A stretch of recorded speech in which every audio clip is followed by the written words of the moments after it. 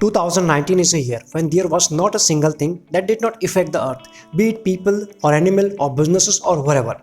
Initially, when COVID-19 first began to engulf Europe and some ran to supermarkets to stock up, others hit the keyboard. In this case study, we'll understand how COVID-19 affected the grocery business globally. In this chart that open to you, it will tell you that Google searches for food delivery and local food around the world reached an all-time high in April 2021. And you will be able to see here how was the growth before and how fast the search for the word food delivery was happening in this 2020. So let's move to the detailed case study. Now we will look at the COVID impact on the grocery industry.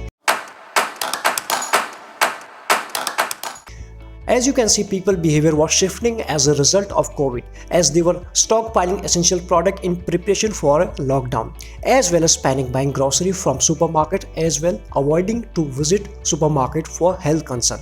In this case, the grocery industry managed to learn that they would have better opportunities to grow their businesses at this time. So all these companies, whether it was Big Basket, Grofers, etc., were adapting to meet consumer demand and deal with uncharted territory while keeping employees and shoppers safe.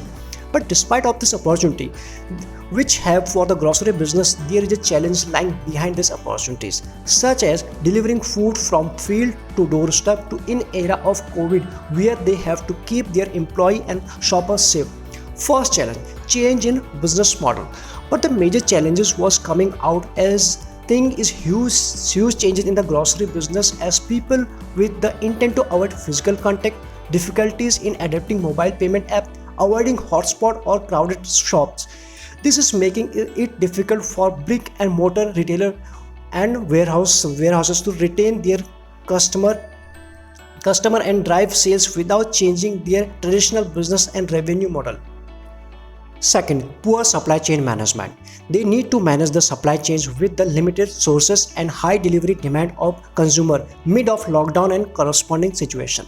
Third, less workforce. Grocery delivery employees are afraid of getting in touch with an infected person and losing their lives. Some workers died due to COVID crisis and facing difficulties in managing their work with limited human resources. Fourth, delivery delays. In most of the grocery shops, delivery partners work on a contractual basis. Employees were not showing their willingness to work due to the fear of getting infected. This is again making it difficult for grocery wholesaler to deliver all the food item at the doorstep of their consumer in real time. Fifth, transition in consumer behavior. Last but yet the biggest challenge is a drastic changes in consumer demand and search behavior. They were requiring more supplies of food and essential items at their place, but to avoid multiple visits to store, they were stocking up item at their place. A result of which is that many shoppers are not able to find 40% of grocery items mentioned in their shopping list. Now, if we talk about the Zomato grocery business, during the pandemic, Deependra Goyal, the CEO of Zomato, came up with the business expansion idea to deliver grocery along with the ready-made food delivery. He also realized that the COVID-19 pandemic has begun and people were afraid of the health risk. So he introduced the Zomato grocery business in April 2020 to provide contactless grocery at the doorstep. However, he abruptly discontinued this service in September 2021. Let's understand the reason behind this. Zomato discontinued its grocery service because it was only available in few selected areas and it used to deliver within 45 minutes, resulting in a poor customer experience, a shortage of order fulfillment, and increased competition with other grocery service providers who introduced 15-minute delivery. The first is Swiggy, which delivered package in 15 minutes from your morning coffee demands to snacks for your late night binge, resulting in a happy customer. The second is Dunzo, which makes customer satisfied with its faster delivery service.